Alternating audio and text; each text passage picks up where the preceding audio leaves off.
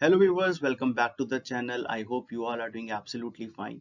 और आज इस वीडियो में हम डिस्कस करेंगे 100 single word answers of life processes chapter. So ये वीडियो एक कंप्लीट रिवीजन है जिसमें आपको इस पर्टिकुलर चैप्टर का लाइफ प्रोसेसेस का एक फुल रिवीजन हो रहा है। तो वीडियो को एंड तक जरूर देखिएगा। और अगर आपने इस चैप्टर को कंप्लीट कर लिया है टेक्स्ट बुक से या प्लान कर रहे हैं कि कैसे इसको प्रिपेयर करें, तो ये वीडियो दोनों ही केसेस में बेनिफिशियल है।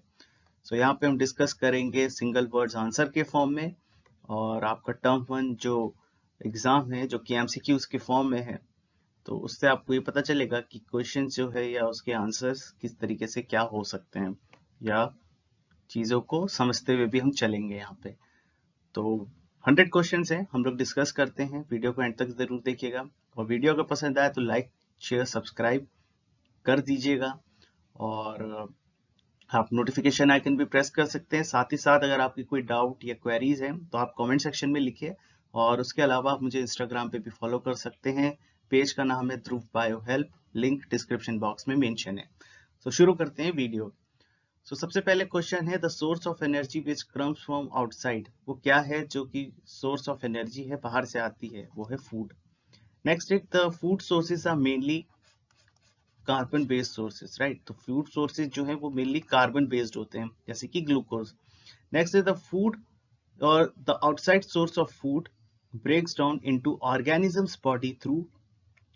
सो फूड जो है वो एक कॉम्प्लेक्स फॉर्म में होता है, और उसको सिंपलेस्ट फॉर्म में ब्रेक होने के लिए क्या किस प्रोसेस के थ्रू होता है। सो बेसिकली एक ब्रॉडर टर्म में हम समझे तो ये केमिकल रिएक्शंस होती हैं जो कि ऑक्सीडाइजिंग एंड रिड्यूसिंग फॉर्म्स में होती हैं, right.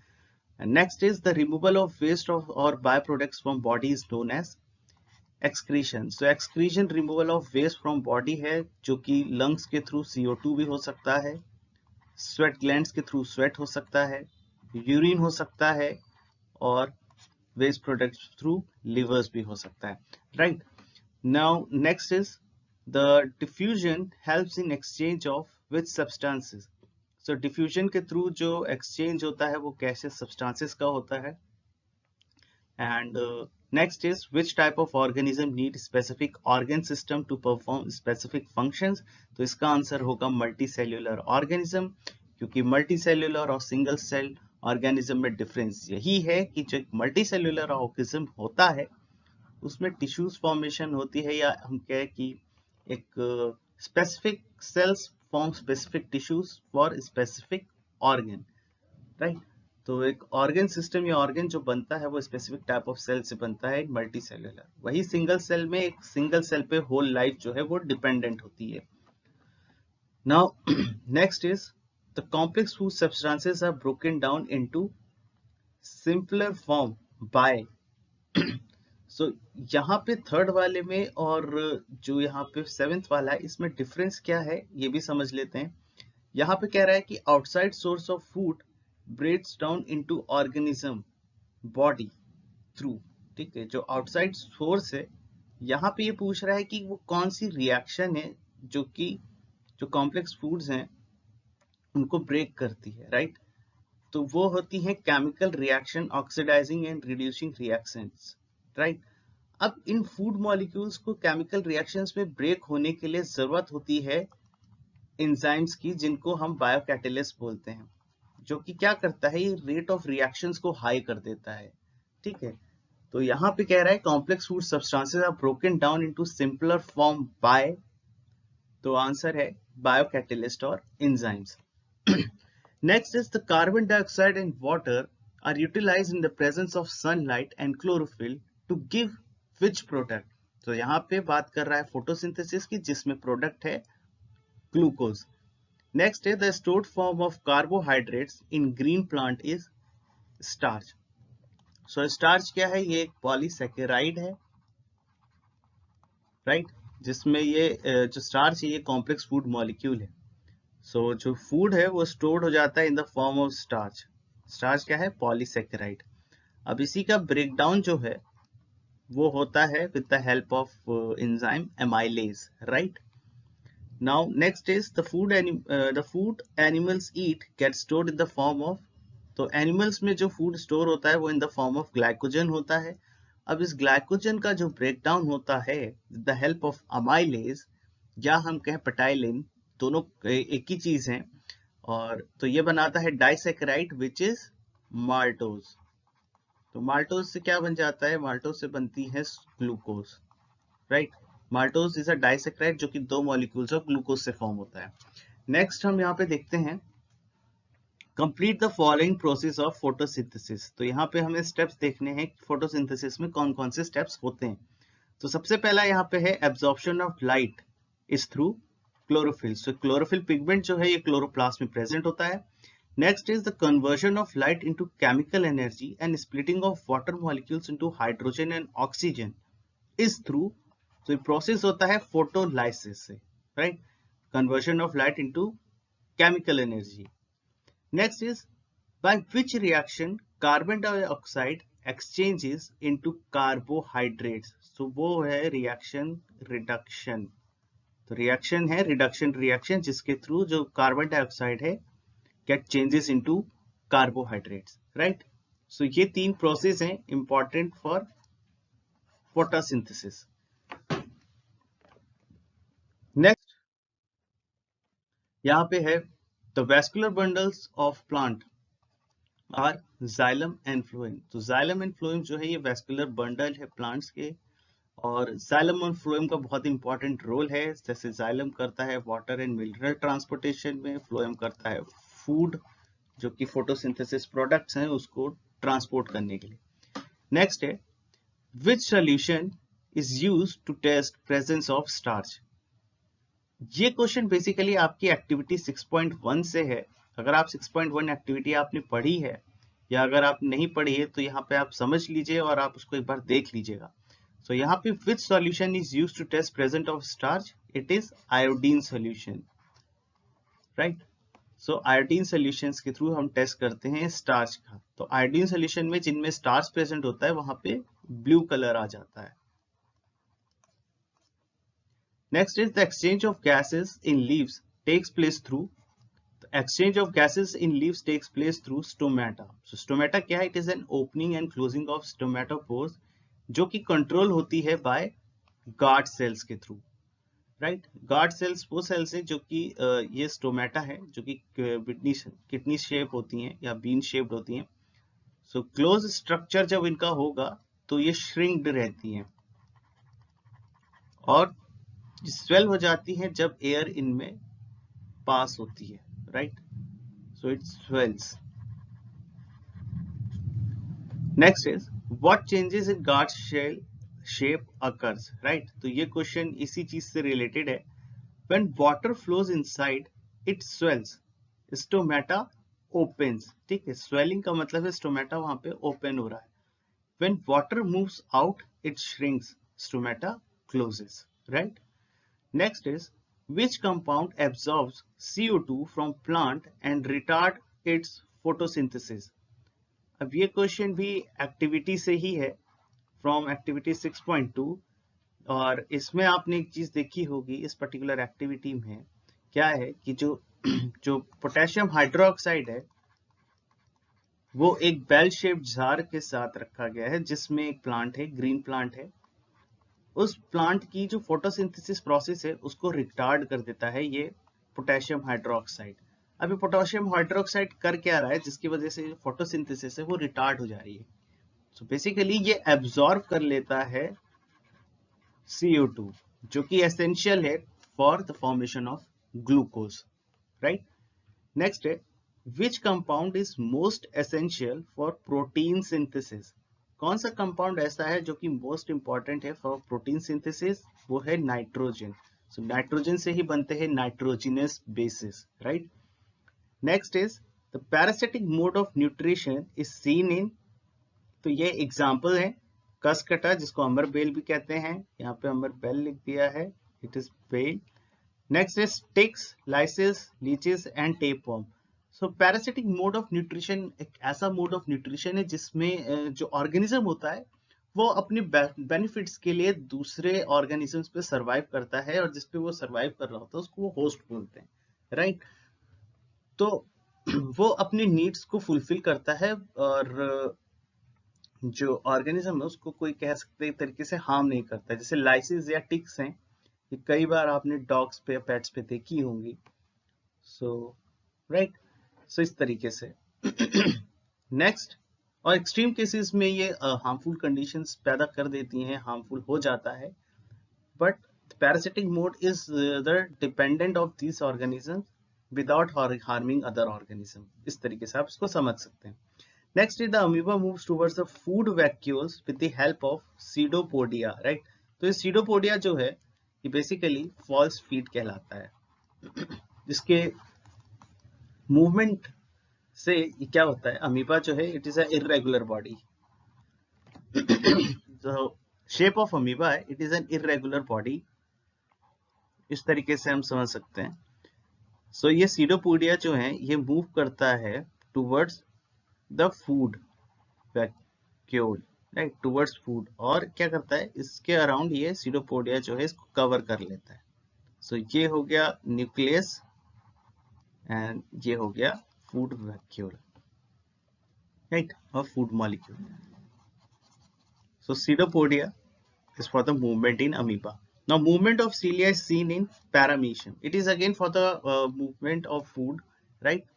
Next is canal in human being which extend from mouth to anus is known as, so mouth to anus move करता है, it is known as alimentary canal, right?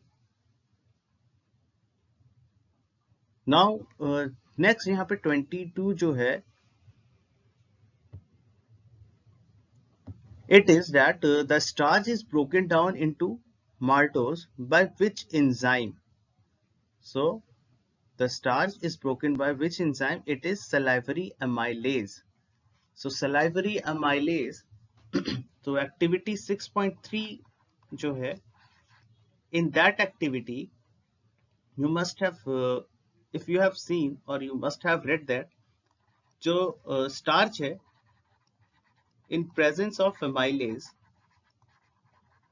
do not give blue color। it is because जो starch है वो break down हो रहा है into maltose, right, जो कि डाइसेकेराइड है, और उसकी वजह से जो स्टार्च टेस्ट है वहां पे ब्लू सॉल्यूशन नहीं कलर दे रहा है। ब्लू सॉल्यूशन जो है वो नहीं आ, ब्लू कलर जो है वो नहीं आ पा रहा है, बिकॉज जो स्टार्च है वो ब्रेक डाउन हो चुका है इनटू माल्टोज जो कि डाइसेकेराइड है, with the help of enzyme amylase, right. तो salivary amylase is the enzyme which breaks down starch. Next यहाँ पे हम देखते हैं salivary amylase is also known as ptyalin, right? So salivary amylase को ptyalin भी कहा जाता है। Next is disaccharide maltose have two sugar molecules, which are they? They are glucose. So जो दो molecules हैं in maltose it is glucose, right? Next is starch mixed with amylase to form maltose. Will it be able to give blue color on test? So अभी हमने discuss किया कि अगर starch को amylase के साथ रखा गया है, सो वहां पे क्या हुआ, जो अमाइलेज था उसने स्टार्च को ब्रेक कर दिया इनटू माल्टोज। सो माल्टोज में ब्रेक हो जाने की वजह से वहां पे ब्लू कलर जो है वो नहीं आ पाएगा। नेक्स्ट है answer the following. Carbohydrate digesting enzymes are known as amylase. अभी हमने देखा स्टार्च का ब्रेकडाउन कैसे हो रहा है। Next is amylase are secreted by which gland? It is salivary gland. So salivary glands are basically present in buccal cavity, which is the answer to the next question. Where are these glands present? They are present in buccal cavity और oral cavities में ये salivary glands present होते हैं, जो कि sublingual, parotid और submaxillary glands होती हैं, right? Next is the rhythmic contraction in muscle of canal to push forward is known as, the rhythmic contraction in muscle of canal to push food forward is known as peristaltic movement। अब peristaltic movement एक ऐसा movement है, suppose ये एक food molecule है and it has to be passed into the stomach through esophagus। अब oesophagus में इसका मूवमेंट कैसे होगा, जिस जगह पे ये फूड मॉलिक्यूल प्रेजेंट होगा वहां पे ये थोड़ा सा स्वेल्ड रहेगा और बाकी जो इसका स्पेस है वो कॉन्स्ट्रिक्टेड फॉर्म में रहेगा। और जैसे जैसे ये आगे मूव करेगा जो स्पेस पीछे की होगी वो कॉन्स्ट्रिक्ट होती जाएगी और ये स्पेस मॉलिक्यूल जो है वो आगे बढ़ेगा। सो पेरिस्टालिटिक मूवमेंट कुछ इस तरीके का मूवमेंट होता है। Next is glands present in the wall of stomach is gastric gland, right? Glands present in the wall of stomach is gastric gland. अब ये gastric gland में क्या secrete होता है? It is HCl and pepsin, right? Now pepsin enzymes break proteins, right? So pepsin enzyme है, they are helping in breakdown of protein, right? Next is the chemical fluid substance that protect inner lining of stomach from HCl is mucus. अब ये mucus का role क्या है? ये basically जो HCl है, HCl we know that is it is highly acidic. Now इस highly acidic nature वाले केमिकल सब्सटेंस को जो स्टमक लाइनिंग है उसमें ये लेयर्स जो है, मेम्ब्रेन जो है उसको हार्म ना करे, उसके लिए वहां पे क्या होता है, एक फ्लूइड है, केमिकल फ्लूइड म्यूकस, जो कि इस पर्टिकुलर HCl के इफेक्ट को कंट्रोल करता है या प्रोटेक्ट करता है लाइनिंग्स को, right. Next is longer small intestine help in digestion of cellulose in which type of animals. So जो हर्बीवोर्स होते हैं उनमें सेल्यूलोज जो है उसके ब्रेकडाउन के लिए जो लार्ज स्मॉल इंटेस्टाइन है it has to be longer. अब ऐसा क्यों? क्योंकि सेल्यूलोज क्या है, it is a component of cell wall which is present in green plants, ठीक है। अब प्लांट्स में सेल वॉल है, सेल वॉल जो है वो सेल्यूलोज कंपोनेंट का बना है। अब इस सेल्यूलोज कंपोनेंट को ब्रेक करने के लिए ये लार्ज स्मॉल इंटेस्टाइन जो है it is longer in herbivores, because herbivores जो है वो प्राइमरी प्रोड्यूसर्स पे ही डिपेंडेंट है। नेक्स्ट इज लॉन्गर, सेम है। Next, the complete digestion of carbohydrates, proteins and fats takes place in which part of the alimentary canal. So most of the digestion takes place in small intestine, right? Now the glands which provide alkali solution to maintain acidic level in stomach is pancreatic juice. Now जो pancreatic juice है they secrete alkali solution जो कि acidic level को neutralize करते हैं, acidic properties को neutralize करते हैं, right? So ये pancreas में present है और किस फॉर्म में होते हैं? They are in the form of pancreatic juices, right? Next is the digestive juice that breaks large fat globules into small globules is known as bile juice. So ये bile juice कहाँ से आ रहा है? It is coming from liver. अब liver जो है वो largest gland भी है और ये enzymes नहीं produce करती है, they do not produce enzyme, but इसका रोल बहुत इंपॉर्टेंट होता है इन डाइजेशन, क्योंकि यहाँ पे बाइल्स क्या कर रहा है, ये जो फैट ग्लोब्यूल्स हैं, फैट ग्लोब्यूल्स को इमल्सिफिकेशन या इमल्सिफिकेशन ऑफ फैट में ये रोल प्ले करता है, right.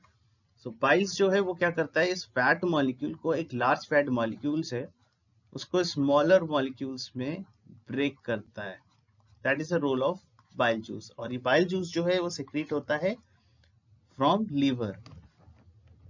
Now bile juice is secreted by which gland? By liver.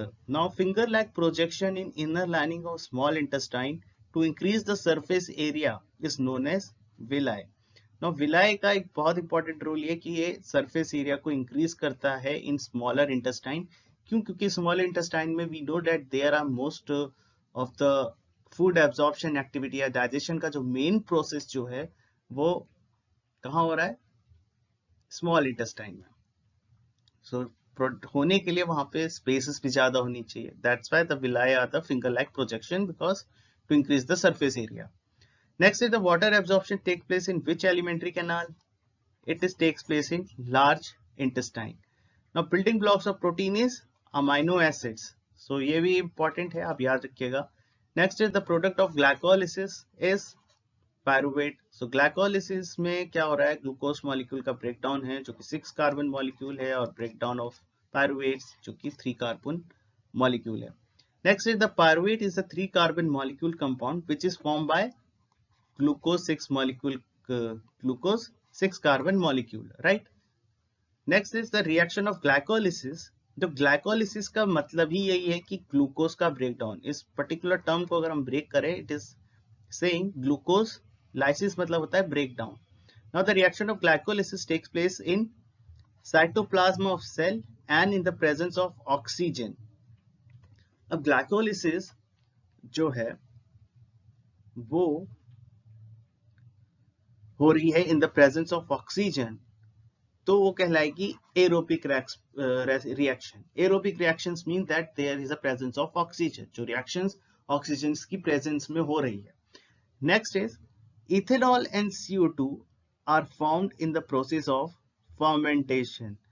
So fermentation के प्रोसेस में इथेनॉल एंड CO2 फॉर्म होगा, और ये बेसिकली रिएक्शन जो है वो ईस्ट में होती हैं, और ये जो रिएक्शंस है वो एनएरोबिक रिएक्शंस है. तो fermentation in east is which type of process? It is an anaerobic reaction. Now next is the breakdown of pyruvate in muscles when there is a lack of oxygen. The product formed is lactic acid, right? So जो product form होता है वो होता है lactic acid. ये muscles में होता है जब ऑक्सीजन की कमी होती है. How many carbon molecules are in ethanol? It is 2. How many carbon molecules in lactic acid? It is 3 carbon molecules.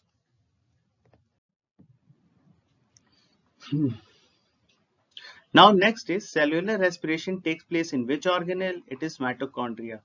Now how the ATP formation takes place? It is with the molecule, the ATP, which is adenosine diphosphate molecule getting attached with inorganic phosphate. It forms ATP, which is adenosine triphosphate, which is known as the energy currency of a cell, and this is ATP. Now how fish breathe in water by taking up? So basically जो fish है वो breathe करती है by taking dissolved oxygen. So suppose ये एक fish है और ये एक pond में है, और इस pond में water है. So इस pond में water भी है, तो water में oxygen है. So oxygen जो है वो dissolved form है. So ये जो fish है ये dissolved oxygen जो है वो लेगी to complete its process which is known as respiration. या अपने respiration के लिए ये oxygen लेगी in the which is present in dissolved form. Next is the singular of alveoli is alveolus. So ये जो है it is alveolus. The singular of alveoli. Now the surface area of exchange of gases in human is provided by alveoli sac. तो alveoli sacs जो हैं ये balloon like structure होती हैं, right? और यहीं पे सारा का सारा जो exchange of gases होता है वो प्रोसेस यहाँ पे कंडक्ट होता है इन एल्वियोलाई सैक, राइट? तो यहाँ पे क्या होता है, ये सरफेस एरिया बढ़ाता है for exchange of gases in human. Exchange of gases किसका? CO2 एंड ऑक्सीजन का. Oxygen in, CO2 out. Next is the oxygen carrying. So before coming on to this, यहाँ पे आते हैं remaining air in lungs after extreme forcible expiration is known as residual volume. So residual volume वो होती है जब हम extreme forcible expiration करते हैं, यानी कि CO2 का जो मूवमेंट है वो बाहर हो रहा है थ्रू एक्सेल और एक्सपीरेशन, उसके बावजूद भी जो एयर रिमेन रहती है इन लंग्स उसको बोला जाता है residual volume. Now next is the oxygen carrying pigment is present in blood, right? तो जो ब्लड में हीमोग्लोबिन जो है वो ऑक्सीजन कैरिंग पिगमेंट होता है, right? So haemoglobin is a oxygen carrying pigment which is in red colour, और इसका जो कंपोनेंट होता है वो होता है Fe, यानी कि iron, right? So fishes have faster rate of breathing. Why? So this is important. fishes have important faster rate of breathing because the dissolved oxygen is less as compared to air. Okay, so जो dissolved oxygen होती है वो कम होती है in comparison to air, इसलिए fishes का जो rate of respiration होता है वो होता है faster, right? Rate of breathing is faster in fishes. Next is the ring of cartilage in throat is associated with respiratory tract. So ring of cartilage is basically इस तरीके से ring होती हैं, and these are the rings which are associated with thoracic cavity, right? So ring जो है ये ring of cartilage जो है ये associated होती है with thoracic cavity, और यहीं से जो bronchioles and branches जो होती हैं वो associated होती हैं. So ring of cartilage in throat is associated with respiratory tract. Next is carbon dioxide is transported in dissolved form in blood because it is water soluble, and mostly it is present in the form of carbonate form, right? तो ये carbonate form में होता है, that's why it is dissolved, it is in dissolved form in blood. Or next is systolic and diastolic pressure is 120 mmHg to 80 mmHg. So systolic is contraction and diastolic pressure is relaxation, and this is the standard blood pressure. Yeah, it is a standard blood pressure, right? और mmHg होता है millimole of mercury, right? So 120 it is at systolic and diastolic pressure is 80. So ये standard values हैं. Next is the constriction in arterioles is a cause of hypertension, right? तो constriction का मतलब होता है contraction in vessels या contractions in vessels. So vessels जब contract होने लगती हैं तो वहां पे क्या होता है, जो blood flow होता है वो properly नहीं होता, right? थोड़ा slow हो जाता है, तो वहां पे क्या हो जाता है, hypertension.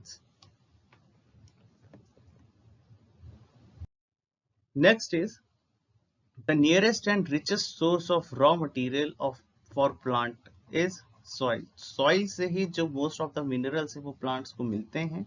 So nearest and richest source of raw material for plant is soil. So water भी plant को soils के through मिलता है, right? And most of the minerals also get from soil. Next is plant transport system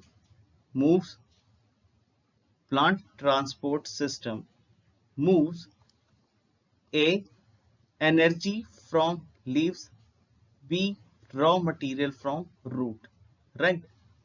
So यहाँ पे plant में जो transport system है वो दो इंपॉर्टेंट क्या है, एक जो एनर्जी है वो फ्रॉम लीव्स है जहाँ पे ग्लूकोज फॉर्मेशन हो रहा है, फोटोसिंथेसिस हो रहा है. दूसरा रॉ मटेरियल फ्रॉम रूट्स है जहां से उसको पानी मिल रहे हैं और मिनरल्स मिल रहे हैं, right? Next is the xylem for water and mineral transportation. Xylem for water and mineral transportation, phloem for food transportation. ठीक है, तो xylem जो है water and mineral के transportation के लिए है, phloem is for food transportation. Next is the loss of water in the form of vapors from the aerial part, यानी कि जो part root के ऊपर है या मिट्टी के ऊपर का जो पार्ट है, जो सॉइल के ऊपर का जो पार्ट है, उसमें loss of water in the form of vapour हो रहा है of plant is known as transpiration. तो loss of water in the form of vapour जो है वो प्रोसेस बोलते हैं ट्रांसपीरेशन. और मेजर रोल ऑफ ट्रांसपीरेशन क्या है, इट इज एब्जॉर्प्शन. सेकेंड, यहाँ पे upward movement of water and minerals हो रहा है, तो upward movements of water and mineral हो रहा है, that means it is against the gravity. ठीक है, सो अपवर्ड मूवमेंट में क्या हो रही है, लॉस ऑफ वाटर हो रहा है. तो लॉस ऑफ वाटर का मतलब है यहाँ पे कुछ एनर्जी लग रही है, राइट? यानी कि एनर्जी यूटिलाइज हो रही है. Next is the temperature regulation, तो इसके लिए भी रिस्पॉन्सिबल है ट्रांसपीरेशन का प्रोसेस. Next is the transportation of soluble products of photosynthesis is known as translocation. Now transpiration और ट्रांसलोकेशन में डिफरेंस बहुत ध्यान से मार्क करना कि ट्रांसपीरेशन में लॉस ऑफ वाटर हो रहा है in the form of water vapour, और ट्रांसलोकेशन में क्या है, ट्रांसपोर्टेशन हो रहा है फोटोसिंथेसिस के प्रोडक्ट्स का, जो कि फूड है प्लांट के लिए। Next is the translocation of food in all direction of plant is through sieve tubes. जो सीव ट्यूब्स होती हैं ऑफ फ्लोएम, वो रिस्पॉन्सिबल होती हैं for translocation of food, right. Next is the functional unit of kidney is nephrons. So nephrons are the functional unit of kidney, जहां पे reabsorption होता है और साथ ही साथ फिल्टरेशन भी होता है, right. Next is the final process of urination is through urethra, right. Urethra जो है, जो एक किडनी या एक्सक्रीटरी सिस्टम में जो किडनी है उसका एक ऑर्गन सिस्टम है, या ऑर्गन सिस्टम का एक ऑर्गन है जो कि अटैच्ड है विद यूरिनरी ब्लैडर। तो यूरिनरी ब्लैडर जो है उसमें स्टोर होगा, यूरेथ्रा के थ्रू यूरिनेट हो जाएगा, यानी कि excreted out. Next is the formation of urine take place in kidney. तो यूरिन का फॉर्मेशन जो होता है वो किडनी में होता है mainly. Next is the nitrogenous waste of aquatic animal is ammonia.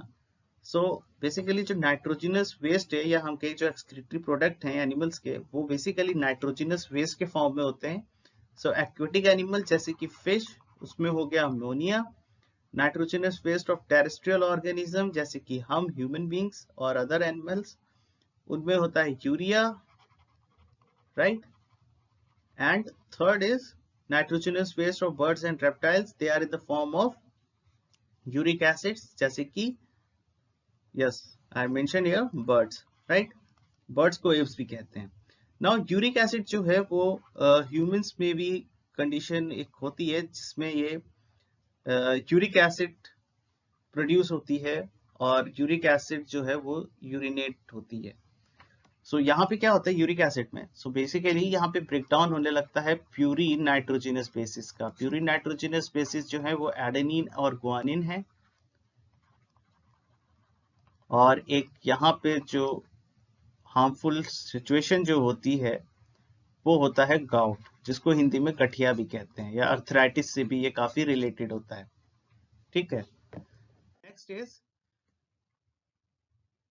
Which protein breaks down in uric acid. तो वही क्वेश्चन है, it is purine which is adenine and guanine. So the cup shape of Bowman capsule have glomerulus and renal tubules. Glomerulus क्या करेगा, filtration. Glomerulus का जो role है वो है फिल्टरेशन का, और रीनल ट्यूब्यूल्स का फंक्शन है रीएब्जॉर्प्शन का, right. Next is renal artery have which type of blood. So renal artery में बेसिकली ऑक्सीजनेटेड ब्लड प्रेजेंट है। Renal veins have which type of blood. तो रीनल वेन्स में जो ब्लड है वो डीऑक्सीजनेटेड ब्लड है। ऑक्सीजनेटेड ब्लड यानी कि यहाँ पे प्योर ब्लड है, डीऑक्सीजनेटेड ब्लड यानी कि यहाँ पे जो ब्लड है वो इम्प्योर फॉर्म में है। Next is the muscular pouch of urea for urine storage is known as urinary bladder, right. Next is the blood cells having nucleus are known as leukocytes. Now leukocytes are the white blood cells जिनमें nucleus present होता है। अब nucleus इसलिए present होता है क्योंकि ये germ cells form करती हैं। अब germ cells form हुए हैं यानी कि इनको continuously body से जो भी infections हैं उनके अगेंस्ट फाइट करना है, और फाइट होगी तो डेथ होंगी सेल्स की, राइट। सो उसलिए इन सेल्स का प्रोड्यूस होना भी उतना इंपॉर्टेंट है। सो इसलिए इनमें न्यूक्लियस जो है वो प्रेजेंट होता है, right। So they are the leukocytes or white blood cells. Next is name the juice secreted by liver glands that help in breaking large fat globules. So ये हमने डिस्कस किया था पहले भी, it is bile juice. Next is the gland that secrete endocrine and exocrine hormones. So gland जिसमें endocrine and exocrine hormones दोनों secrete होते हैं, they are the pancreas, right. So this is very important. Next is parotid, sublingual and maxillary glands, submaxillary glands. They all are situated with which gland? ये सारी की सारी gland किससे related है? It is with salivary gland. ये सब salivary gland है, और ये क्या है, ये buccal cavity या oral cavity में present है। Next is the endocrine region of pancreas. It secretes insulin and glycogen. ठीक है। So जो endocrine region है of pancreas, ये secrete करते हैं insulin and glycogen. Next is the outer covering membranous layer of heart is pericardium. अब pericardium जो layer है ये क्या करती है, सपोज ये हार्ट है, अब ये हार्ट के जो 4 चैम्बर्स हैं, ठीक है, जो हार्ट है इसको प्रिवेंट करती है एक आउटर मेम्ब्रेनस लेयर फॉर्म करके। अब ये आउटर लेयर जो मेम्ब्रेन फॉर्म करती है ये इसको शॉक से या जर्क से बचाती है, एक कुशनिंग का काम करती है पेरिकार्डियम, इसमें फ्लूइड प्रेजेंट होता है, right.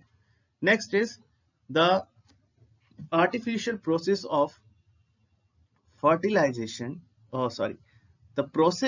the artificial process of filtration and reabsorption of mineral solutes water is known as, यहाँ पे ये बात कर रहा है डायलिसिस की, right.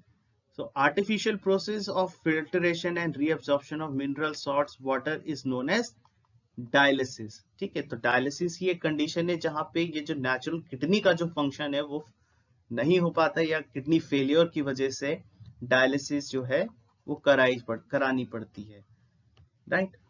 Next is the clotting of blood in wounded area is facilitated bye platelets. तो ये बेसिकली प्लेटलेट्स का काम है कि जहां पे चोट लगी है, किसी को इंजरी हुई है, उस जगह पे जो प्लेटलेट्स हैं वो वुंड को कवर करेंगे और क्लॉटिंग या कोआगुलेशन ब्लड करेंगे, ठीक है।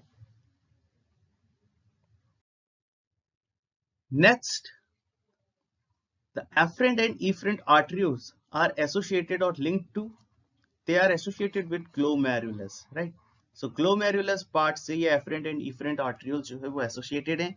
अब afferent और efferent arterioles करती क्या हैं, तो ये afferent arterioles जो हैं वो लेकर आती हैं impurities, ठीक है, और glomerulus जो है वो एक नेटवर्क ऑफ वेसल्स है जहां पे पूरा प्यूरिफिकेशन होने के बाद इफरेंट आर्टरियोल्स के थ्रू, जो कि ये वाली हैं, उनके थ्रू चली जाती हैं बॉडी में। तो यहाँ पे ये कैरी करती हैं ऑक्सीजनेटेड ब्लड और ये लाती हैं डीऑक्सीजनेटेड ब्लड, राइट। और ये एसोसिएटेड है ग्लोमेरुलस से। Next is in which nephron the loops of Henle is present deep into medulla.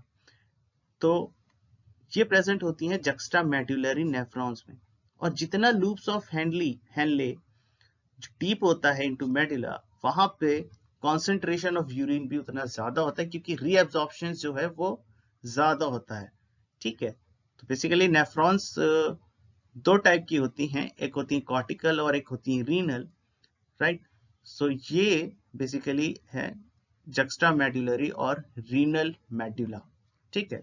सो यहाँ पे जो इंफॉर्मेशन आपके लिए इंपॉर्टेंट है, it is that in which nephron the loops of Henle is present deep in medulla, it is juxtamedullary nephron। अब ये करेगा क्या, it is for ये concentration of urine बढ़ाएगा by reabsorption of water medium and other solutes, right।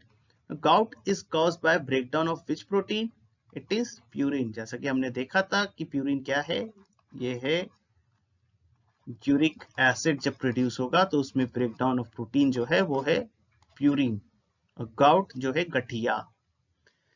Next is the wall present between left atrium and left ventricle is bicuspid wall। तो bicuspid wall कहाँ पे present? It is present between left atrium and left ventricle। So ये position में काफी लोगों को confusion होता है, तो यहाँ पे आपको confusion नहीं होना चाहिए। और आप ऐसे याद कर सकते हैं, यहाँ पे लेफ्ट एट्रियम और लेफ्ट वेंट्रिकल जो है ये लेकर आती हैं प्योर ब्लड, राइट। इनमें होता है ऑक्सीजनेटेड ब्लड। अब ऑक्सीजनेटेड ब्लड में जो है इम्प्योरिटीज कम है, तो उसकी जो वॉल्व है सिर्फ वो 2 लेयर की है, ठीक है। यानी कि ब्लड साफ है और वो उसको इतनी छानने की जरूरत नहीं पड़ेगी, इस तरीके से हम कह सकते हैं। तो वो सिर्फ 2 ही उसमें वॉल्व्स हैं। ट्राइकस्पिड कब है, जब राइट एट्रियम और राइट एंट्रिकल के बीच में। तो यहाँ पे क्या है, यहाँ पे डीऑक्सीजनेटेड ब्लड है, यहाँ पे 3 वॉल्व चाहिए। क्यों? क्योंकि वहां पे इम्प्योरिटीज ज्यादा हैं और ज्यादा इम्प्योरिटीज को फ्लो होने के लिए उसमें उसकी थोड़ी डेंसिटी ज्यादा हो सकती है, राइट। तो वो होता है flow through tricuspid valve. Next is resins and gums are, ये बाय प्रोडक्ट्स हैं ऑफ प्लांट्स, ठीक है। अब बाय प्रोडक्ट्स ऑफ वेस्ट में कुछ डिफरेंस होता है, क्योंकि बाय प्रोडक्ट एक ऐसी चीज है जो कि उसका कोई इकोनॉमिकल रोल हो सकता है या इन्वायरमेंट से कोई रोल हो सकता है, ठीक है, वो बाय प्रोडक्टिव वेस्ट हर तरीके का हो सकता है. It can be biodegradable, it can be D biodegradable, it can be non biodegradable, right. So waste किसी भी फॉर्म में हो सकता है. और resins and gums are byproduct. That means they have some economical values and they are mainly the byproducts of plant. Next is its role is to make concentrated urine. What is it? वो है nephron, which is the functional unit of kidney. The tube which connects kidney and urethra is ureter. So ureter जो है वो tubes हैं जो कि kidneys और urethra को connect कर रही हैं. और इसमें है क्या, इसमें है impurities या वेस्ट और nitrogenous waste. Next is which side of kidney is slightly lower due to liver's weight. कौन सी किडनी जो है वो स्लाइटली लोअर है और उस पे हम कहते हैं कि लीवर जो है वो अकोमोडेटेड है. It is right kidney. So ये पोजीशन याद रखिएगा. Next is the superior and inferior vena cava carries, it carries deoxygenated blood. Inferior और सुपीरियर ये करती है कि सुपीरियर अपर बॉडी पार्ट से लेकर आती है impurities, inferior lower body part से लेकर आती है इंप्योरिटीज, और होती किस फॉर्म में, deoxygenated blood. It support digestive system mechanism but do not secrete enzymes. It is liver. Liver सिर्फ बाइल जूस सिक्रीट करता है. The process of removal of nitrogenous waste in the form of urea is through urethra, right. अब removal of waste जो है वो finally किसके through out होगा, it is through urethra. Next is the acidity is controlled naturally by pancreatic juice. Now pancreatic juice में हमने देखा था कि ये alkalized solution को secrete करते हैं और ये alkalized solution क्या करते हैं, ये acidic level को neutralize कर देते हैं. acidic level अगर बढ़ता है तो उसको control में ले आते हैं. Next is and the last one is the inhale and exhale of air is associated with. तो inhale and exhale of air जो है ये एसोसिएट करता है with the process of breathing, right.